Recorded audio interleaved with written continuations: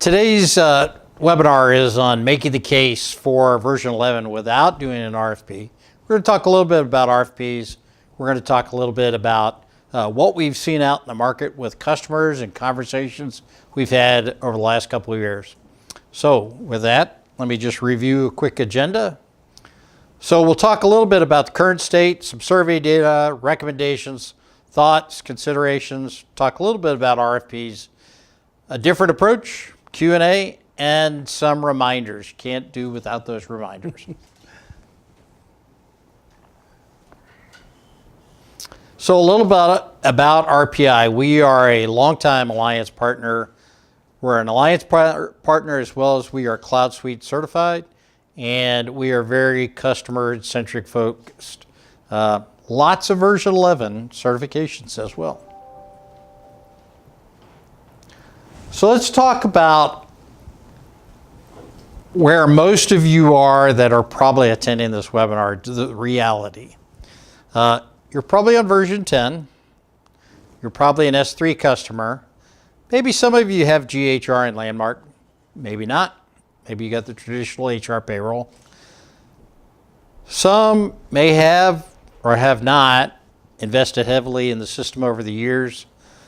You've had some turnover, changes, not likely to have explored all the functionality when it's come out, and you're challenged with your use of one or more of the products.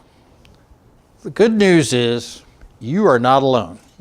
You are the vast majority of the customers out there. So this is what. So we're going to address that.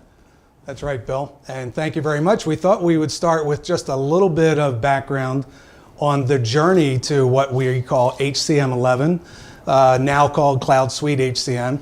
And it's really a journey that started back in 2012, as you can see on the screen there. And the product first came out as Global HR with some components of talent management. And you can see in this journey that over the several releases, version 10, version 11, that the product has continued to mature, continued to expand, add additional functionality, and as importantly, bring over some of the core functionality that was part of the core S3 HRMS. That was a product that's been on the market for about 30 years now. Exactly. And you can see here in early 2019, really that suite will be a complete product suite that can fully replace what is now part of version 10 in Landmark. So Bill, that's just a little bit on HCM. Give you a little bit of background on Cloud Suite Financials. The official name is Infor Cloud Suite Financials and Supply Management. The acronyms have changed a bit over the last, in fact, months and years. Lately, it's known as CSF, Cloud Suite Financials. More recently, it was known as FSM, Financials and Supply Management. And so the acronyms may change, but really, it's the new finance and supply management product from Infor. And the product now can be delivered in the cloud as a single tenant or a multi-tenant, and you can keep it on premise as well. Yep. So, and you need to talk to your account executive. It is a new product, and it's something you need to talk to your Infor account executive to get the license to do. Absolutely. That. Yep. In a similar way, so what we've got here is a little bit of the details of what's part of Cloud Suite Financials. We have many webinars this week that will touch on several of these modules.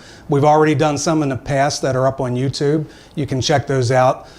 Just want to mention here that you can see that there is significant new functionality versus what was available in version 9 and 10, and those are highlighted. Same thing with the supply management. And you can see in the supply management, there are many new modules or improved new functionality within those modules. And same thing, we've got webinars going on this week, and we've already done several in the past on YouTube. Okay. So as promised, we're going to talk a little bit about the data. So we recently took a survey of the Infor Lawson customer base.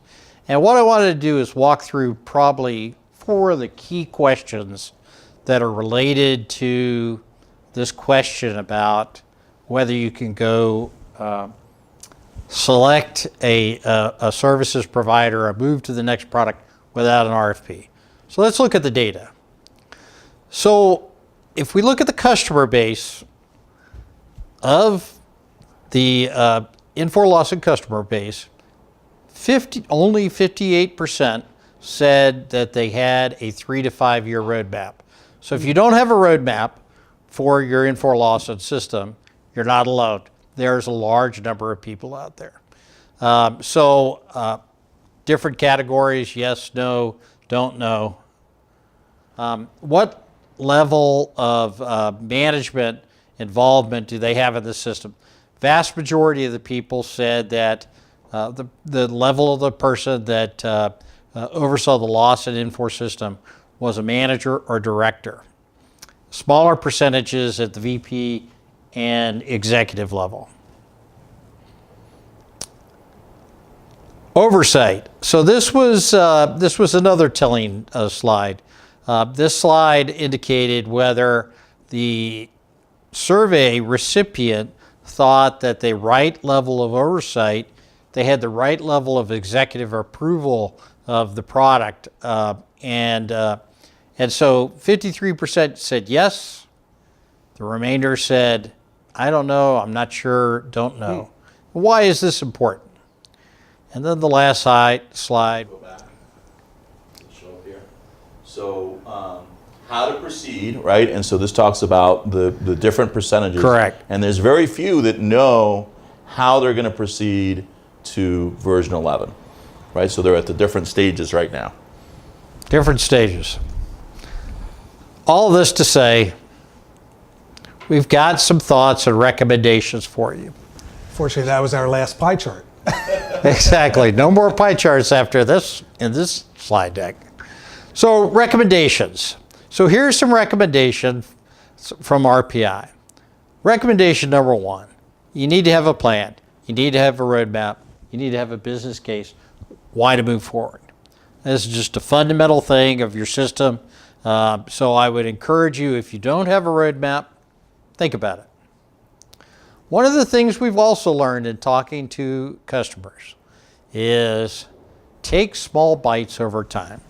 What you'll find is RPI will make recommendations to take projects in an iterative fashion. Big bang is not always good. Sometimes big bang may be overwhelming and you may be forced into other decisions. Recommendation number 3, if you don't have your executive engaged, get them engaged. Find a sponsor within your organization that will help you lead the product set through the organization. Look at the TCO. Total cost of ownership of Infor is clearly the market leader in total cost of ownership on the low side. There's a lot of components to that. So one of the things you should always lean on is demonstrate strong total cost of ownership. Recommendation number 5, can't understate this. If you don't have the data today, the best way to get the data is through an assessment. And so what we'd like to do is we'll talk a little bit more about this, but get help. This is not something you should try to do on your own. But get help from a professional organization.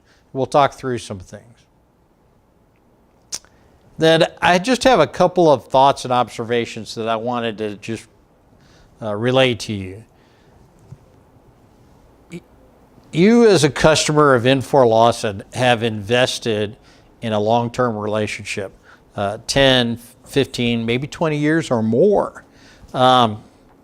You've built your knowledge around this product set. Don't throw it all away by moving to another product. Consider staying with your organization and building on that relationship.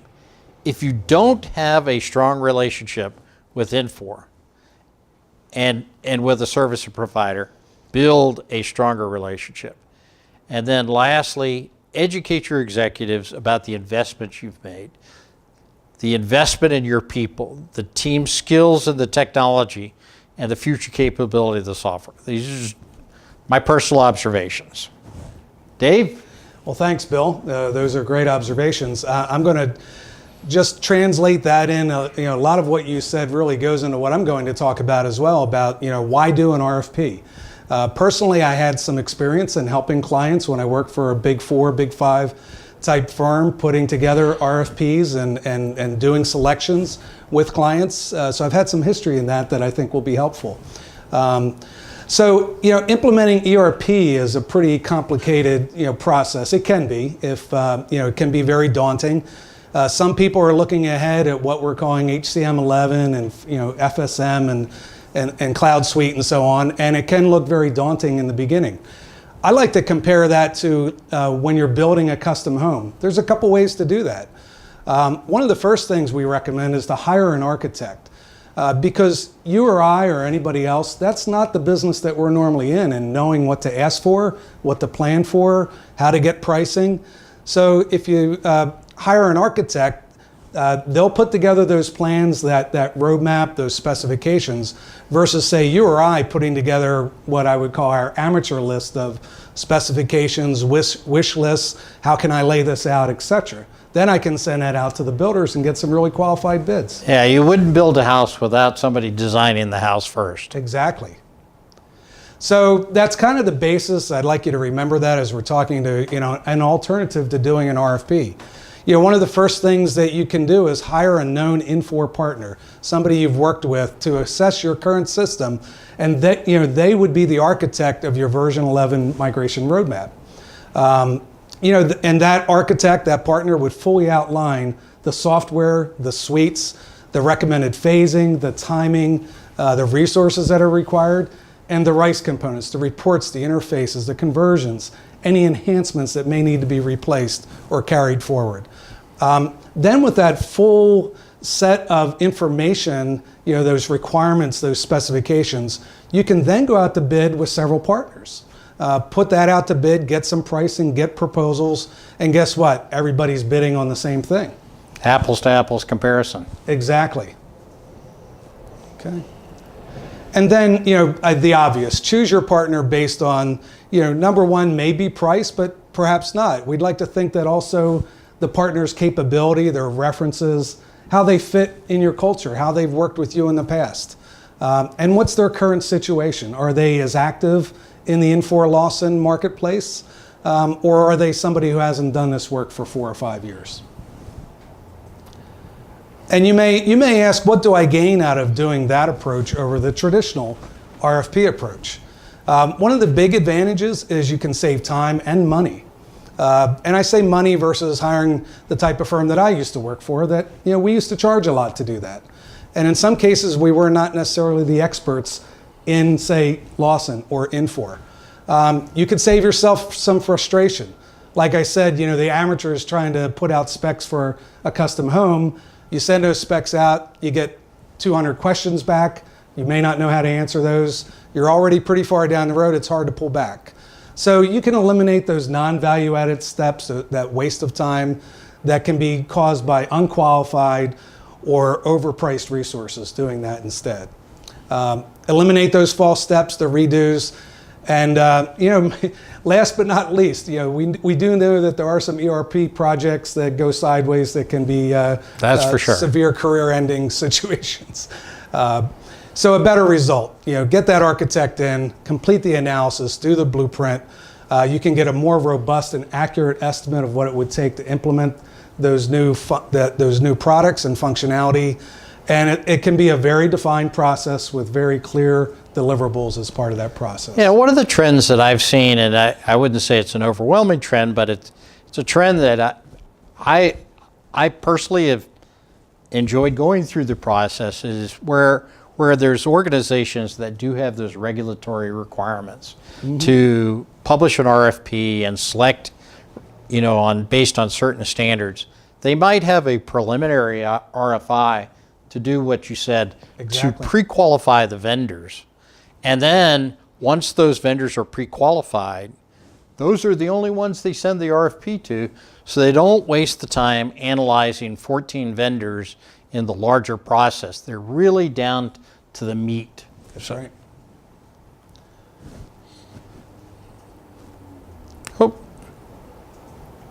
There we go.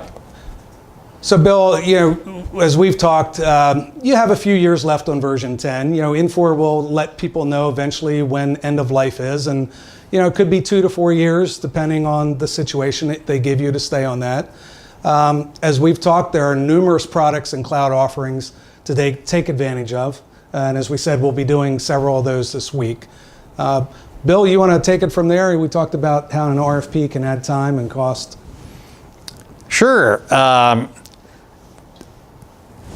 I'll go ahead. And an RFP can add significant time and cost without a real benefit. Sorry about that, Bill. And it's better to work with one or several partners that really know the Infor Lawson product and are trusted Infor partners. And really, the one thing I would like you to remember is hire an architect. Right. So if I may add, before we get into the reminders, just a couple things real quick. One is we had a comment here on v11 sort of overview. That would not be this webinar. There are others further in the week. So if that is your interest, we absolutely will be covering that. This is more of a path and a strategy. And I just want to add a little bit of nuance because I feel like there's some level of misperception on this when we use terms like new solution, new product.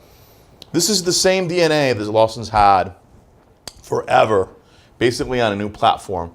And I think that's a very significant difference. When you look at an ERP implementation, it is a major effort for your organization. We've all been a part of them. We're very familiar with them. They don't always go well. They drain a lot of resources. They cost a lot of money, several times the multiple of a version 11 migration. To me, the most unique thing about this opportunity is if you were to go to any other solution, what you would not have is a organization full of people familiar with that other solution, which you do have with Lawson and Cloud Suite. So you have the opportunity to say, where do I have challenges? What works well? What doesn't? What would I change? And you have this migration tooling that Infor is putting out there to make this easy. But I mean, it's a very different thing to go and look at a different solution and learn that as an organization than to leverage what you've already learned for 20 years and say, you know what? My reporting will look a little better if I added this to the general ledger, or if I'd restructure the account this way. So many times people say to me, if I could do it over, I would do it differently. With Cloud Suite Financials and ACM, you're getting the opportunity to get some of those do-overs. With a new product, you're doing it the first time. You're going to make those same mistakes. You're going to depend on the consultants. To me, if I was in the position when I was looking at this, it wouldn't even be a consideration. I understand for some people it is, but I feel very strongly that this is an opportunity more than anything. Please go ahead.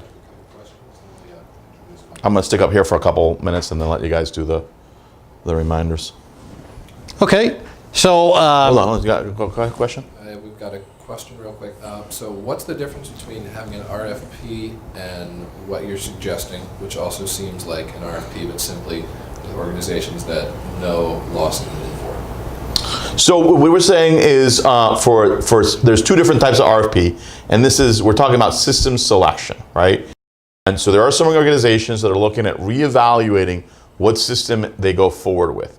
And very clearly to us, that's not the same thing. It's a little bit different than having the RFP that Dave's talking about, which is to select an implementation partner within the Infor Lawson space. And so that's the distinction we're trying to make.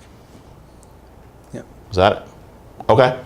All right, I'll give it back to Bill and Dave here. all right. So I'm the head of sales and marketing, and I should have told you at the beginning, but I'll do the disclaimer now. Got a couple of quick reminders that I wanted to throw out there. One is at 3 o'clock this afternoon, we'll have Todd Stratton, the VP of Product Management, on the docket here in Baltimore, live from Baltimore, and he will be talking about the version 11 product. And so it's not going to be detailed, but it's going to be the top 10 things that you should know about the product and where it's headed. And then I'll throw another item out there. We've got the IPA Symposium with MW Lug on Tuesday, June 26th. If you typically attend that meeting and you're interested in attending the IPA Symposium, it's free. There's no additional charge to attend. We're putting it on with the MW Lug team. Just go out to Digital Concourse or Work Out Loud to register. We have a webinar at 3 o'clock on Friday that you can listen to. And then lastly, we talked a little bit, second to last, we talked a little bit about assessments. And Stephanie Kowal will be talking at 4:15 on Thursday about our assessment strategy. It's not a dirty word. Do you have any questions? Yeah, there's one more question that I think is worth talking about, because this is a good question, and the question is, are folks leaving Infor Lawson? So I think this is something that happens across all ERPs, and why. So there are folks that are leaving Oracle. There are folks that are leaving different ERPs, and we see it all the time. And two things are happening. One is an ERP lifecycle tends to be 20, 25 years. In the lead up to Y2K, there were a lot of implementations of every single software system. And so you're at that point where you've capitalized that cost and you're reevaluating. I will say this. The number one reason that people leave existing systems is because they haven't invested in them in 20 years, right? So it's like you implemented something in 1998, 1999, and you're still running it exactly the same today. And when I look at what Infor offers as a solution, and sometimes what people are actually running, I would leave too. So I think a lot of what we're suggesting is that you evaluate through an assessment, through a roadmap, how much functionality is there here that I'm not using right now? And what is a simple path for me to improve what I'm doing? And I think that applies across all ERP systems. I agree 100%. Yeah. Yep. We're seeing a big trend in that area, whether you're thinking about going to version 11 or if you're just sitting on version 10 and waiting for the next 4 or 5 years.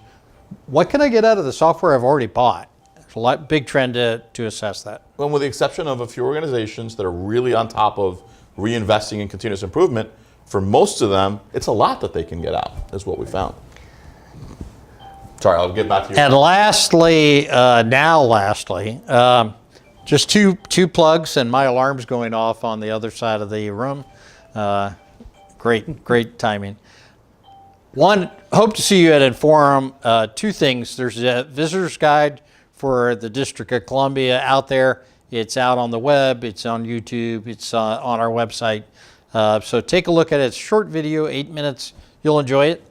And secondly, if you're contemplating some of these big decisions about whether to leave, whether to stay, what should I do better with my software now? Come meet with us. We're happy to talk with you. We're going to have a team of over 30 experts there, and schedule a meeting. You go out to our website at /Inforum, and you can schedule a meeting today for Inforum. But if you want to do it sooner, just shoot us a note at questions@rpic.com. Dave, did you have any closing comments you wanted to make? No, I just want to thank everybody. But as we said, if you do have any questions, just contact us, and we'd be glad to talk to you and even come see you. So we look forward to that.